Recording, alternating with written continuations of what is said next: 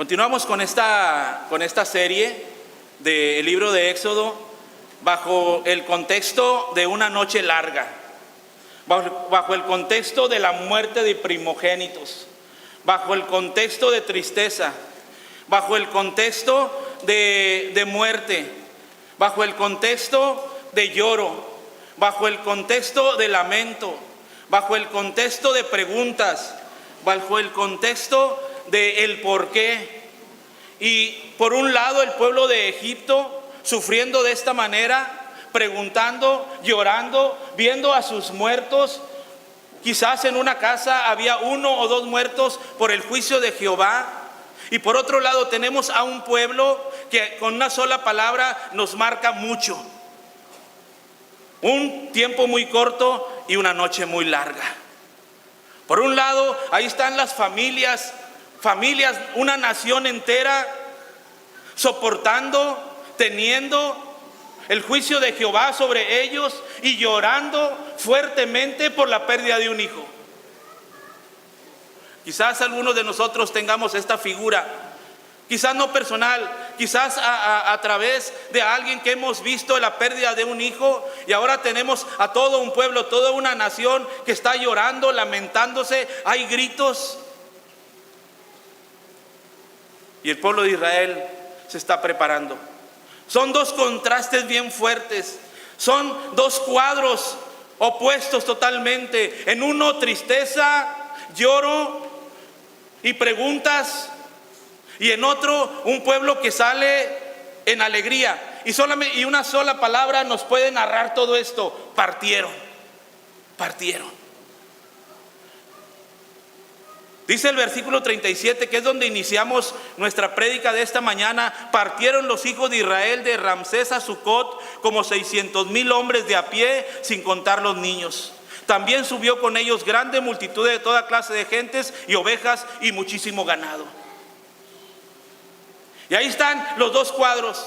Un pueblo que sale por una situación de fidelidad de Dios y obediencia por parte de ellos, y otro pueblo que está llorando porque sufrió el juicio de Dios. Han pasado 9 plagas y la 10ª, que es la muerte de los primogénitos, y ahí están ellos cuestionando, preguntando qué está pasando, qué será de ellos. Y por otro lado está un pueblo que ahora es toda una nación. Entraron 76 personas como una familia y ahora salen como toda una nación, como el pueblo de Israel. Ahí podemos nosotros disfrutar de estos 2 cuadros grandes: una multitud llorando, gritando y gimiendo, y por otro lado una gran multitud de más de 2 millones de personas, porque dice la palabra de Dios que eran 600,000 sin contar a los niños, y una gran multitud de personas que eran extranjeros o eran gentiles. Hay una versión que dice de muchedumbre que era mixta. Ahí están estos 2 cuadros. Pero permítame ilustrar lo que vamos a hacer esta mañana. Y esta mañana vamos a hablar de la obediencia. Obediencia trae bendición.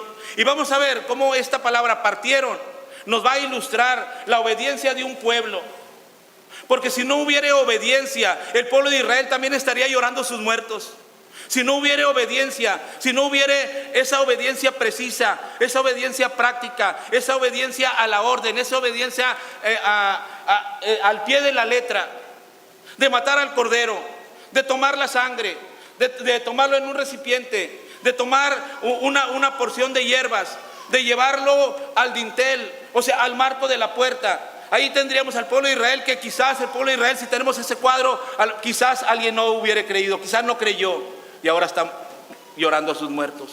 Pero el pueblo de Israel obedeció, y obedecer trae bendición. Obediencia trae bendición. Partieron. Y la palabra partieron lleva implícito, hermano, esa obediencia. Y vamos a ver en todo este pasaje del 37 al 51 de Éxodo 12, cómo está lleno de esta palabra obediencia. Algunas veces de manera literal, otras veces va implícito y tenemos que encontrarlo. Obediencia. Y obediencia a veces a órdenes quizás irrazonables. Obediencia desde el punto de vista humano. Obediencia quizás a órdenes no entendibles. No hay cuestionamiento cuando Dios habla. No hay cuestionamiento cuando Dios da una orden. No hay cuestionamiento ni el por qué lo haces cuando Dios dice haz esto.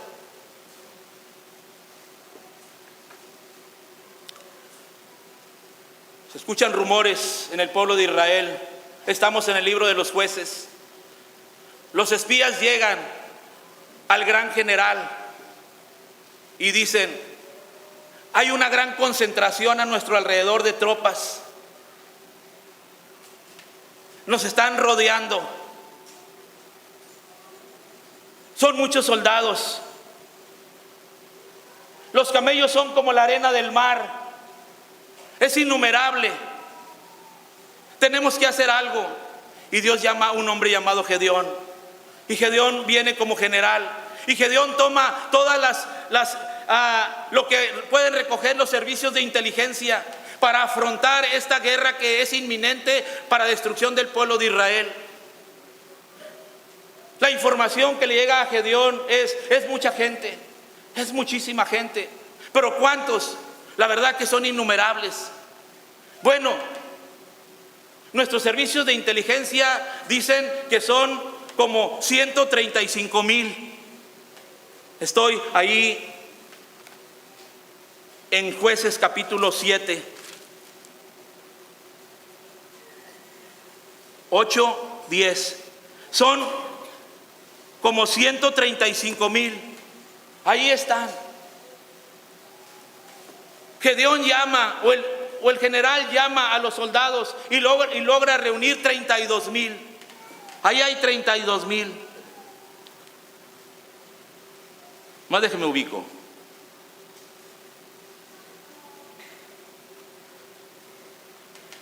Son 135,000. Y Gedeón logra reunir a 32,000 personas. Gedeón rápidamente hace las cuentas.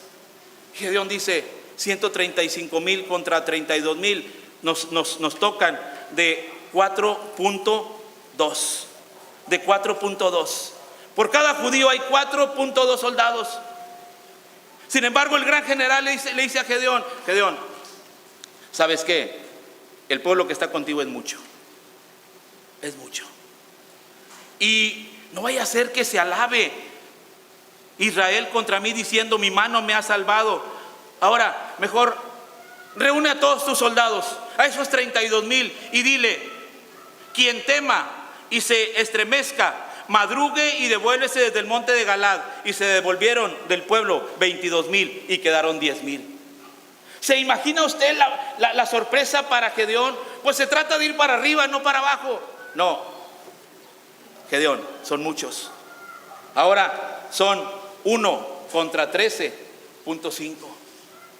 Ahora, por cada soldado de Israel hay 13 en contra de él. Dios le dice: sabes que aún siguen siendo muchos. Sabes que aún siguen siendo muchos. Y solamente, hermanos, quedan 300. Perdón, quedan 300. Solamente quedan 300. 300 soldados contra 135,000. Como que las órdenes son no razonables. Como que las órdenes son de decir: Dios, ¿pero qué voy a hacer? Y Dios dice: mantente tranquilo, yo lo voy a hacer. Con esos 300 soldados, con una tea, con un cántaro, estos 300 hombres van al campamento de esos 135,000 soldados, los rodean. No hay armas, no hay estrategia que pueda explicar esto. Ahí están rodeados. Y por la noche gritan ellos: por la espada de Jehová y de Gedeón. Y rompen los cántaros y las antorchas se alumbran. Y dice la palabra de Dios que los 135,000 soldados se atemorizaron, se despertaron y se mataron unos a otros. Y esto fue una gran victoria. Obediencia. Hermanos, Dios lo que quiere es obediencia. En este pasaje que vamos a ver esta mañana podemos ver muchísimos temas. La fidelidad de Dios en cumplimiento de su pacto. Podemos ver la inclusión de los gentiles en el plan de Dios. Podemos ver las Pascuas y sus implicaciones. Podemos ver que hay un gran énfasis en el cumplimiento de las promesas de Dios. Podemos ver que además apunta al futuro, ya que es una invitación a la mesa del Señor. Sin embargo, vamos a ver, hermanos, cómo la palabra obediencia está ahí presente. Obediencia presente, obediencia futura, obediencia ya.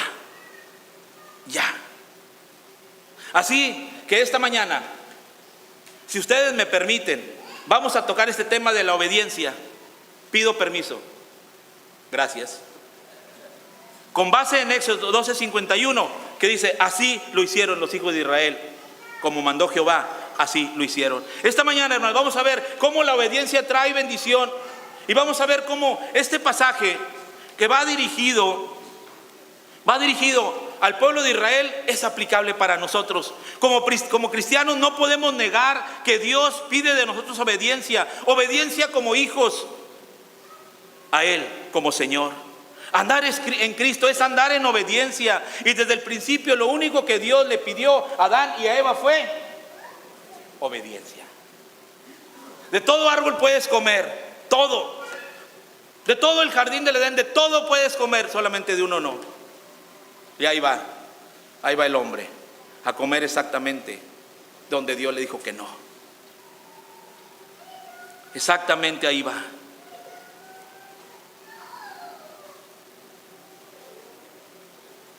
En 1 Samuel 15:22 dice: y Samuel dijo: se complace Jehová tanto en los holocaustos y víctimas como en que se obedezcan a las palabras de Jehová. Ciertamente el obedecer es mejor que los sacrificios, y el prestar atención que la grosura de los carneros.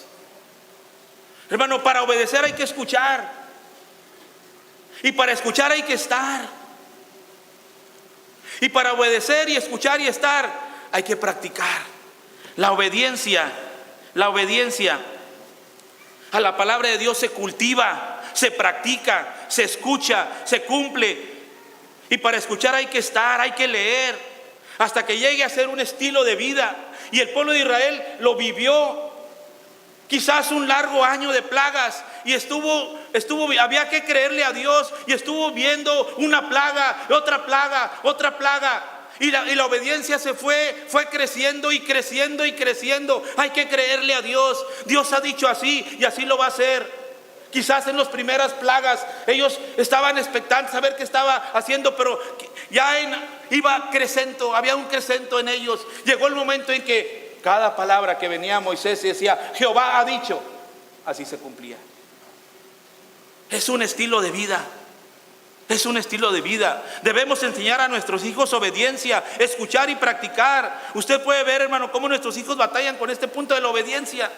Podemos ver que hoy los niños no entienden instrucciones. Y si no entienden instrucciones es porque no escuchan. Y nosotros tenemos que repetirle. Hoy estamos con una generación que no escucha. Hoy estamos con una generación que va corriendo. Hoy estamos con una generación que está llena de videojuegos o de aparatos electrónicos. No escuchan. Tenemos que llevarlos, hermanos, nosotros a que escuchen, a que obedezcan, a que practiquen, y que la palabra de Dios nos sea su norma. En el caso del pueblo de Israel, la obediencia a Dios no se dio de la noche a la mañana, ni de manera natural, sino de manera sobrenatural. A través de tantos eventos maravillosos que mostraban el poder de Dios, y a través de un proceso de cambio, transformación. 400 años, hermanos, habían pasado. 400 años, y ahí está el pueblo, un pueblo incrédulo, un pueblo que no creía en un Dios, un Dios que se presenta como el gran yo soy Jehová de los ejércitos. Y ahí está, y ahora el pueblo está aprendiendo a creerle a Dios. Hermano, obediencia trae bendición. Obediencia trae bendición. No bendición como nosotros creemos humanamente. Obediencia trae bendición. Obedecerle a Dios traerá bendición. Alguien podrá decir: el apóstol Pablo era un hombre tan obediente, sin embargo tenía un problema, que él decía: 3 veces he clamado a Dios: Dios, quítame este aguijón de la carne. Y Dios le dijo: bástate de mi gracia, porque mi poder se perfecciona en la debilidad. Eso es bendición. aún una enfermedad, aún un aguijón en la carne, hermano, es bendición a la obediencia. Y Pablo lo entendió. Y Pablo dice, más bien me gloriaré en mi carne, más bien en lo que estoy sufriendo, porque voy muriendo más yo y va creciendo más Cristo en mí. Dios siempre anticipaba lo que iba a pasar. Y lo que Dios anticipaba, en primer lugar se requería fe para creer lo que Él decía que ocurriría. Y en segundo lugar, escuchar y seguir instrucciones precisas para evitar el peligro que se cernía sobre ellos. Dios habla y da instrucciones precisas, claras. Pero si nuestro oído está tapado, si no estamos en el lugar, si escuchares hoy su voz, dice el profeta, no endureciendo vuestro corazón. Si somos practicantes de la palabra, si estamos ahí atentos, si estamos escuchando su voz atentamente, hermano, podemos seguir sus instrucciones para estar en un lugar seguro, sin daño. Esto requiere fe. Aquí tenemos ahora un pueblo que no solo está experimentando la libertad como consecuencia de obediencia a Dios, sino también preservación de la vida de los primogénitos al obedecer instrucciones precisas. Esta obediencia los lleva a tener esta bendición de estar en este momento histórico, ya sea al margen del Jordán o sea en Sucot. Esta mañana vamos a ver cómo, si bien es cierto, la narrativa de Moisés la reciben aquellos que han salido o que están al margen de la tierra prometida 40 años después de que salieron. Los receptores de los originales son los hijos del pueblo de Israel. Ahí están al margen del Jordán recibiendo la narrativa de Moisés. Pero también es cierto que hay otro pueblo que está viviendo este momento histórico, y es el pueblo de Israel que estaba en esclavitud y que ahora es libre. Obediencia en mayor grado, obediencia en menor grado. Dios mide tu obediencia, no el grado. Obediencia en el cuidado de la vida, obediencia en la preparación de ciertos alimentos, obediencia en el presente, obediencia en instrucciones futuras. Todo es obediencia. La vida del hombre gira en razón de la obediencia. ¿Somos obedientes o somos desobedientes? Así que en unos cuantos minutos, que espero no tardarme más que 20 minutos, vamos a ver 3 puntos súper importantes. La obediencia trae bendición en un tiempo presente, lleno de gozo y de asombro por los que Dios ha hecho. Los testigos que están saliendo de Egipto. Número 2, Dios trae bendición en un tiempo pasado, lleno de glorias que nos llevan a añorar, desear, disfrutar de su presencia en el presente. Número 3, obediencia trae bendición como una oportunidad futura de obedecerle solo a Él y nada más a Él. Vamos a ver estos 3 puntos en forma muy rápida y ahí usted puede tomar nota. Obediencia trae bendición. Cuadro, los testigos presenciales. Ahí vemos a un pueblo que ahora no lo puede creer. Partieron, están ahí saliendo de Egipto. Atrás todavía se escucha el clamor, atrás todavía se escucha el llanto. Ellos van cargados de oro, van cargados de animales, van cargados de riqueza. El pobre y el esclavo ahora es rico y van caminando. Y para ellos es un tiempo presente lleno de gozo y de asombro por lo que Dios ha hecho. Partieron los hijos de Israel de Ramsés a Sucot. Ahí van caminando, testigos presenciales. Vemos este cuadro. Véalo usted, este cuadro. Véalo, estas familias. Son familias. Esta imagen, grabémosla en nuestra mente. Veamos esta multitud, familias, clanes. En este momento histórico, aún es de noche. Es el día siguiente de la Pascua. Es el día 15 de Abib. El día 15, son las primeras horas de la mañana. Aún no está la luz y ellos ya van caminando. No lo puedo creer, podrán decir estas familias. No es posible lo que ha pasado. ¿Estaré soñando? ¿Será real que ahora somos libres? ¿Será real que estamos saliendo de Egipto? ¿Se habrán terminado tanta humillación, tanta opresión? ¿Será posible que esto haya terminado? Son los primeros días de la Pascua. Esta imagen, hermano, es la imagen perfecta, es la estampa perfecta de la obediencia puntual del pueblo de Israel a las instrucciones de Dios. Dice en Éxodo 12:28, y los hijos de Israel fueron e hicieron puntualmente, así como Jehová había mandado. Así lo hicieron. Mientras el pueblo egipcio está llorando, está en shock por la muerte de los primogénitos, Israel está saliendo de esclavitud a libertad, de pobreza a riqueza. Existen esos sentimientos encontrados. Partieron. Con una sola palabra ilustra la culminación de una estadía de 430 años. En una sola noche, hermanos, hay un cambio de estatus. Ahora empieza otro proceso, empieza otro lapso, 40 años por el desierto, de ver maravillas, incluso de caer en desobediencia, incluso de morir por esa desobediencia. Empieza un lapso de 40 años donde ellos son alimentados de maná, 40 años donde ven una columna de fuego por la noche y una nube que los protege de día del sol abrasador del desierto. Esos lapsos de 40 años, después de 430 años de esclavitud o estar en Egipto, ahora van caminando en obediencia a la tierra que fluye leche y miel. Obediencia puntual en fe. Escucharon instrucciones bien precisas.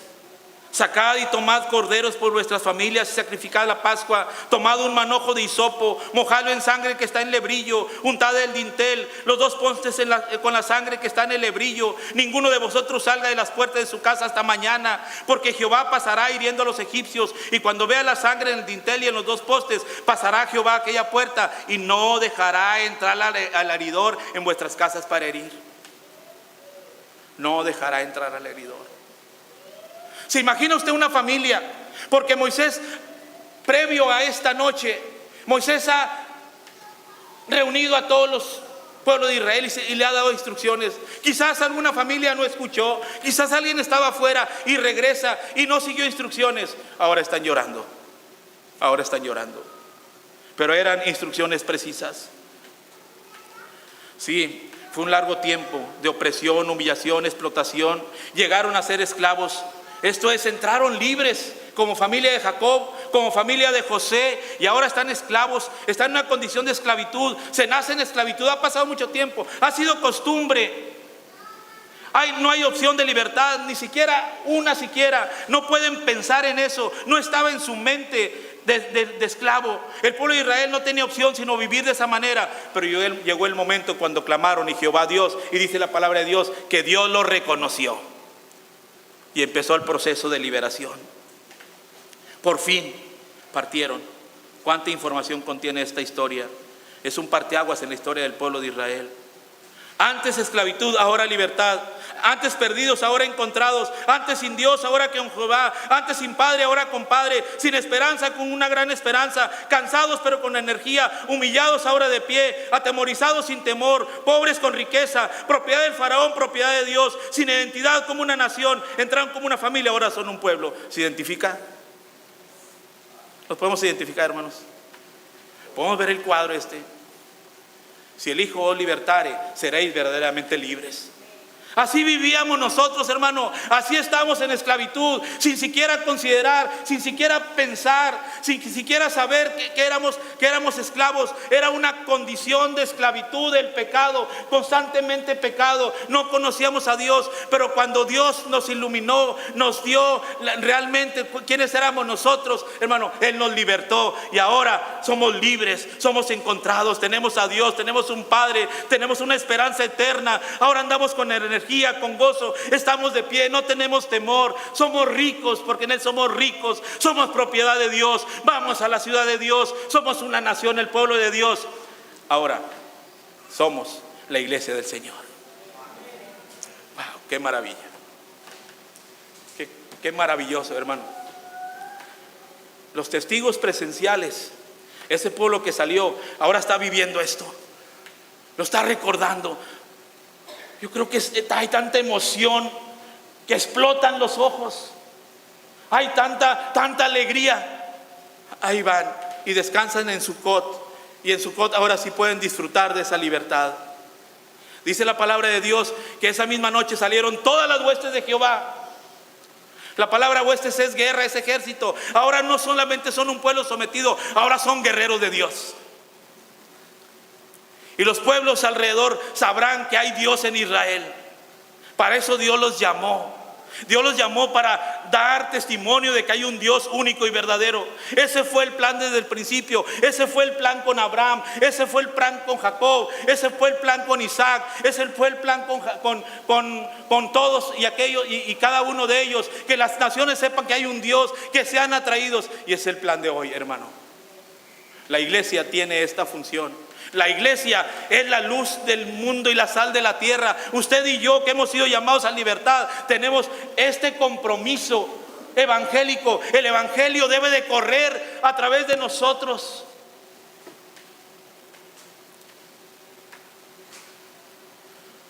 Qué hermosa libertad. Qué hermosa libertad. Y el esclavo no queda en la casa para siempre. El Hijo sí queda para siempre. Así que si el Hijo os libertare, seréis verdaderamente libres. Juan 8, 35 y 36. Pero esto no es todo.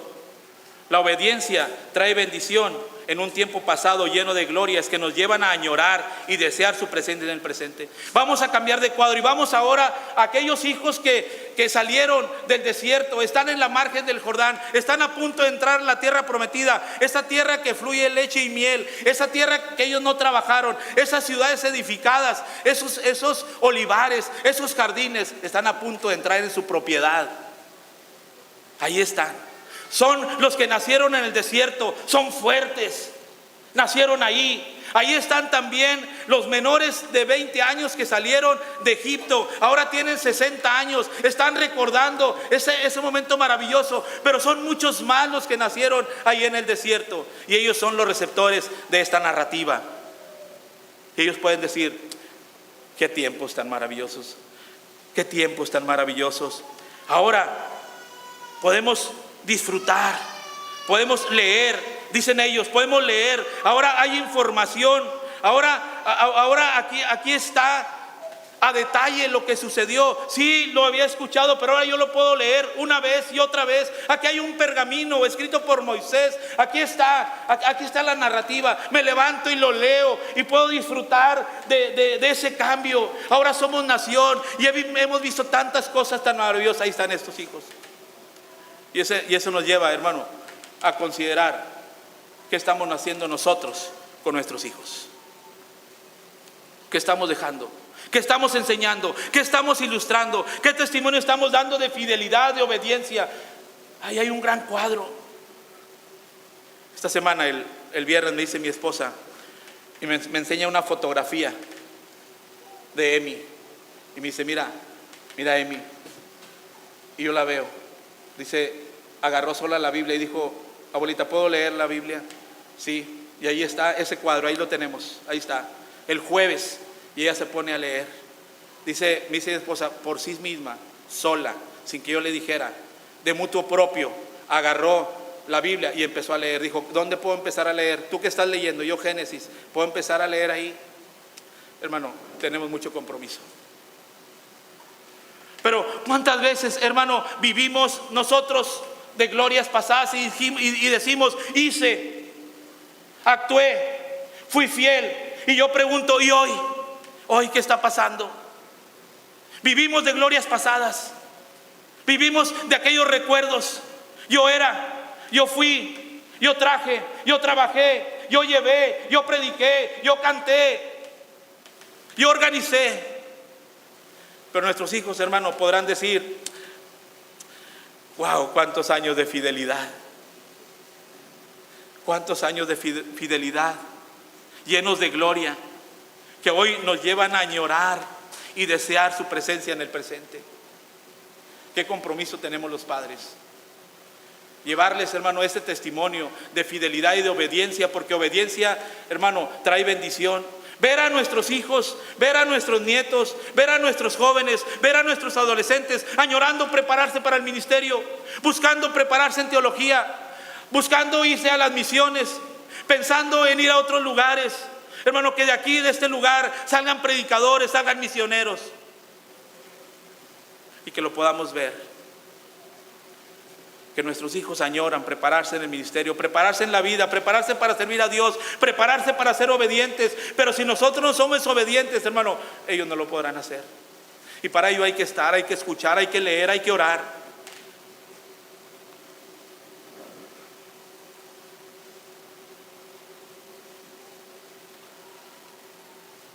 Dice Juan, en 3 de Juan 1, dice: el anciano Agayo, el amado, a quien amo en la verdad, amado, yo deseo que tú seas prosperado en todas las cosas y que tengas salud, así como prospera tu alma. Pues mucho me regocijé cuando vinieron los hermanos y dieron testimonio de tu verdad, de cómo andas en la verdad. No tengo yo mayor gozo que este, el oír que mis hijos andan en la verdad.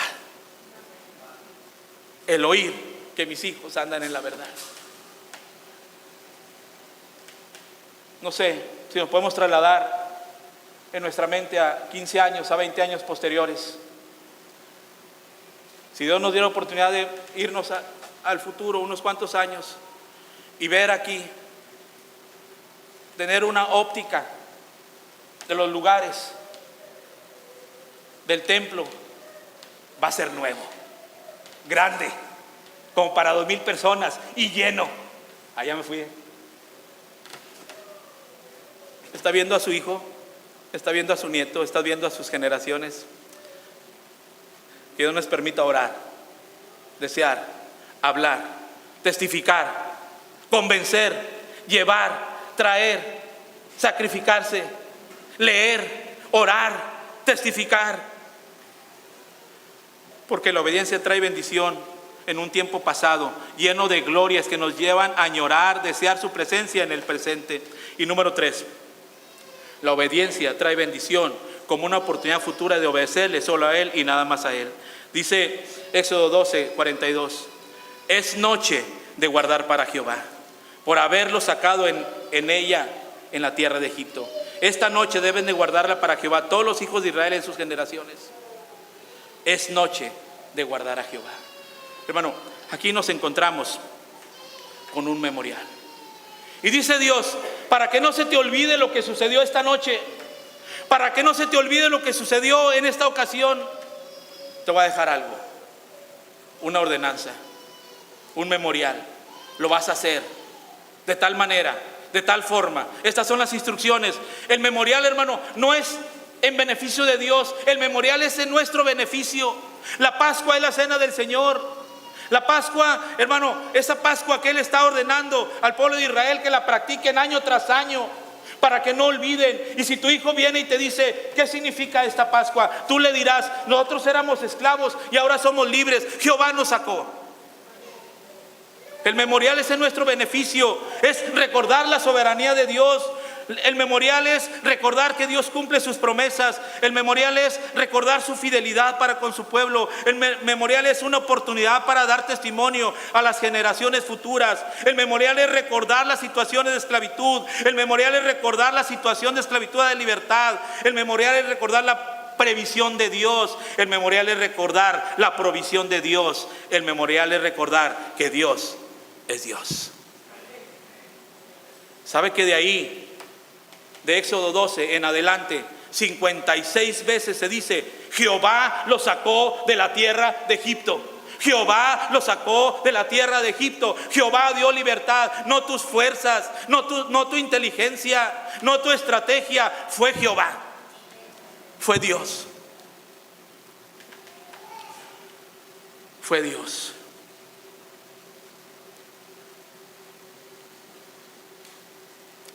Este fue un memorial, sombra y tipo de la verdadera Pascua, cuando el verdadero Cordero de Dios sería sacrificado en un monte, el Gólgota, donde también estaba un jardín, como aprendimos hace unos cuantos domingos. Y ahí en ese monte murió el Cordero perfecto, el Hijo de Dios, el cumplimiento perfecto. Todas las profecías, ahora ahí en ese monte y en ese jardín se cumple cabalmente, entre ellos Isaías 53. Y en ese lugar, en ese jardín, tuvo lugar el momento más glorioso, la muerte, pero sobre todo la resurrección de Jesucristo, de nuestro Señor. Ahora la muerte no tiene más imperio, ha sido absorbida en victoria. Y nosotros somos vivos eternamente. Y nos espera la ciudad de Dios, una nueva Jerusalén, una nueva ciudad. Andad con dignidad. Cuando nos reunimos a celebrar la cena del Señor, recordamos este momento tan glorioso, tan maravilloso. Hermano, ese jardín es embargado usted por esta emoción tan maravillosa, de esa libertad. Somos libres, libres para cantar, libres para reunirnos, libres para leer, libres para disfrutar. Ya nada nos oprime. Ahora hay libertad total para el pueblo de Dios. Total. Déjeme concluir. Ahí termina la historia o el propósito de Dios solo para salvar al pueblo de Israel.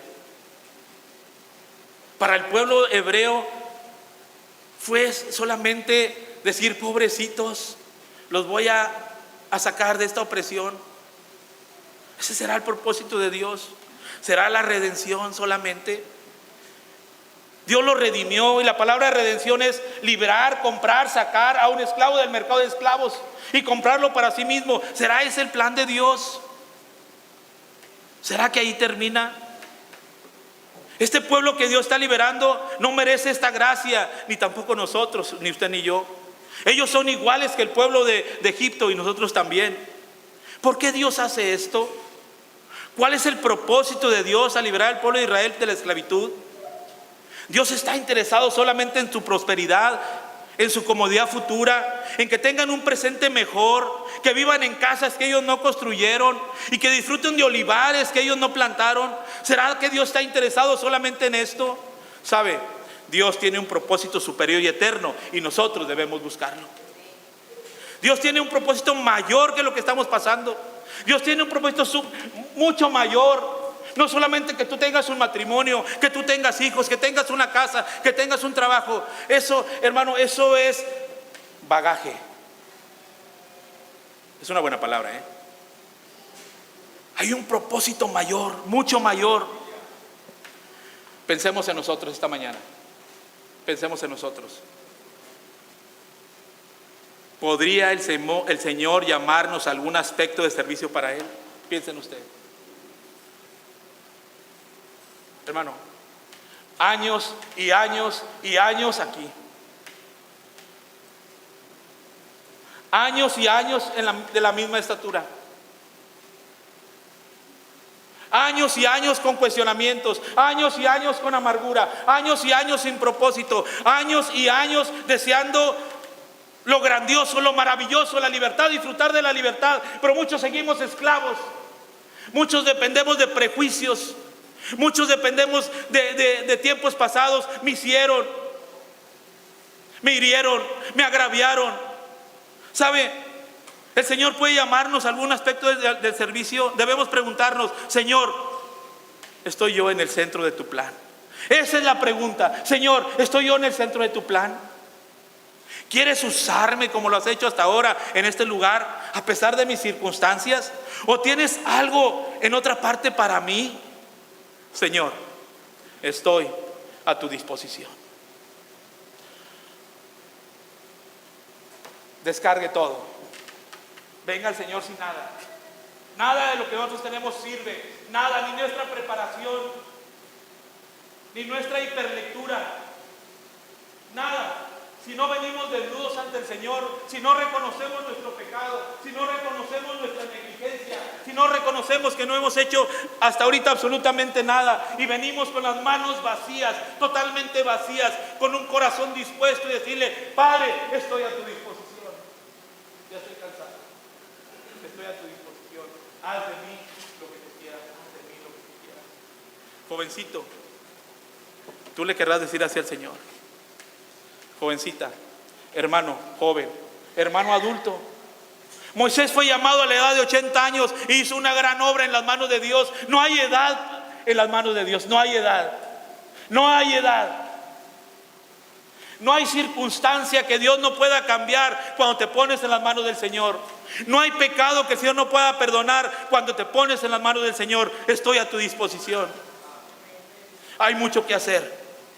Hay mucho que hacer aquí en la familia de Dios. Hay mucho que hacer aquí en Genezaret. Hay mucho que hacer en mi familia. Mi familia son ustedes. Somos Genezaret. Somos la familia Genezaret. Hay mucho que hacer aquí. hay mucho servicio, hay mucho que hacer en nuestra familia. Hay mucho que hacer afuera, hay mucho que hacer con los vecinos, hay mucho que hacer con los compañeros de trabajo, hay mucho que hacer. Estoy a tu disposición, pero tiene que venir de esta manera, en humildad total, en bancarrota espiritual total. Lo que usted trae no sirve, lo que usted trae a Dios no le sirve. Tenemos que venir ante Él totalmente vacíos, totalmente, y reconocer, hermano, en primer lugar, que somos hijos de Dios. Y en segundo lugar, que somos libres. Totalmente libres. Totalmente libres. Vamos a orar. Padre, gracias Dios. Muchas gracias Señor. Gracias Señor. Gracias. Y perdón, Padre. Perdón Dios. Perdón. No habíamos pensado. No habíamos considerado. A veces pensábamos que lo que tenemos, que nuestra preparación te glorificaba, Señor, pero lo único que te glorifica es un corazón humillado. Un corazón humillado ante tu grandeza. Un corazón humillado ante tu amor, ante tu misericordia. Padre, y yo te ruego esta mañana, Señor, que tú hagas la obra. La obra es que tú seas glorificado en los corazones de cada uno de nosotros. Padre, ve con cada uno de mis hermanos, Señor, y haz la gran obra. Que tu palabra salga como es poderosa, Dios. Y que esta mañana sea un parteaguas en cada uno de nosotros, Señor. Que no veamos un propósito corto, sino un propósito eterno. Tu glorificación. En el nombre de Jesús. Amén.